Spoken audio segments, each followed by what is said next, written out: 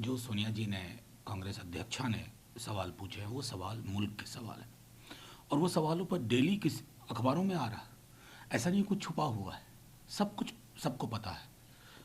इधर लद्दाख छोड़िए, उधर अरुणाचल में उनके खुद के एमपी क्या कह रहे हैं। लगातार एक बात बताई जाए कि इस बातचीत में फर्स्ट वीक अप्रैल के पोजीशन को लेकर के हम कितने दूर या कितने पास हैं। दूसरी चीज़ है जो हमें नहीं भूलना चाहिए कि बातचीत के दौरान चाइना ने कहा कि आपके 20 मरे, हमारे 2 मरे थे, हमने जानबूझ करके संख्या आपको नहीं बताई ताकि आपके यहाँ तनाव ना हो। इससे ज़्यादा अपमानजनक कोई चीज़ हो सकती है। हम फिर भी चुप रहे। वो युद्ध में नहीं मारे गए, बारबेरिक तरीके से, कोई जेनेवा कन्वेंशन का हवाला नहीं, कोई प्रोटोकॉल नहीं। हमने अपनी जवान की शहादत देखी ना, उन शहादत को जब झंडे में लिपटा देखते हैं तो इतिश्री नहीं हो जाती है माल्यार्पण करके, पुष्पांजलि दे करके। इतिश्री तब होगी जब उनके सवालों को हम हल करें। ये सवाल मुल्क के सवाल हैं, किसी दल के नहीं हैं। और मैं समझता हूँ ये सवाल प्रधानमंत्री जी को भी परेशान करे ताकि डिप्लोमेसी जो अभी तक ट्रायल बैलून की शेप में है वो ज़मीन पे उतरे। इसके बाद से ममता बनर्जी ने 100% एफडीआई कोल माइनिंग मैं तो सीधे कहता हूँ ये आत्मनिर्भर भारत की जब प्रधानमंत्री जी या उनके टीम के उनके मंत्रीगण बोलते हैं, किस तरह की आत्मनिर्भरता। आत्म और निर्भर के बीच में हाइफन लगा दिया है क्या? हाइफन तो नहीं होना चाहिए। और अगर हाइफन नहीं होना चाहिए तो मनसा वाचा कर्मणा में ये दिखना चाहिए कि हम आत्मनिर्भरता की ओर कदम बढ़ा रहे हैं। ये नहीं हो सकता कि रटेरी तरीके से आप बोलें, दूसरी तरफ आप फॉरेन डायरेक्ट इन्वेस्टमेंट का भी अलग अलग क्षेत्रों में अलग अलग नियामकों के आधार पर उनको इजाज़त देते रहें। फिर वो कौन सी आत्मनिर्भरता होगी?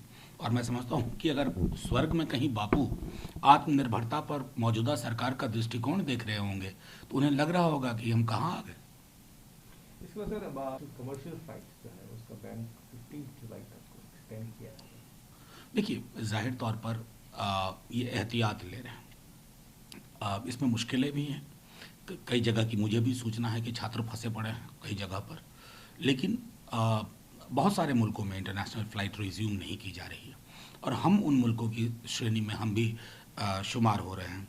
ये ज़रूर सरकार को करना चाहिए कि कहीं स्ट्रैंडेड हैं, दिक्कत में लोग हैं, स्पेशल फ़्लाइट ऑपरेट करें और उसके टिकट इतने एग्जॉर्बिटेंट रेट पे ना हो कि एक आम आदमी जो छोटी मोटी नौकरी विदेश में कर रहा है वो अफोर्ड ना कर पाए।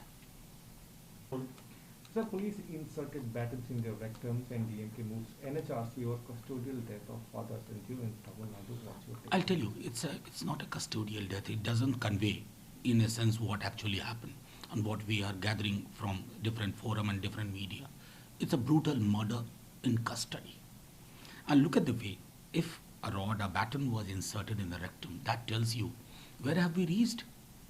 Is it a complete police state? Is a rogue state? I mean, is there rule of law? There are standard operating procedures. You are crossing all the lines because you believe you have a kind of support from the top. I think it should be investigated. People should be punished not only for their crime, but also to send a message that please don't usher into a police state. Your Rahul question, PM Modi or Galwan Clayton says that India wants to know how 20 soldiers were killed and when will Modi government take the territory? I'll tell you, indeed, these are the questions boggling the mind of every Indian.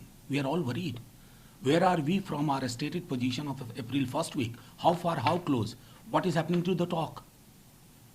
Where at one point China is going berserk with its gunboat diplomacy and we are not coming from the shadows of trial balloon diplomacy.